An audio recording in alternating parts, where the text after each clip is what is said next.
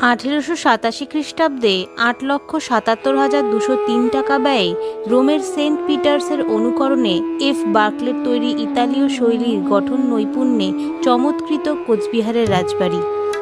সারা বিশ্ব থেকে আসবাব এসেছিল রাজবাড়ির অলংকার হিসেবে। জয়পুরের রাজমাতা গায়ত্রী দেবী কোচবিহারের রাজকন্যা। প্রাসাদের কিছু কক্ষের দেওয়াল এবং ছাদের নিম্নাংশ চিত্র অলঙ্করণে সমৃদ্ধ। দ্বিতল প্রাসাদের শিরে গম্বুজ, গম্বুজের নিচে প্রাসাদের দরবার হলটি অনবদ্য।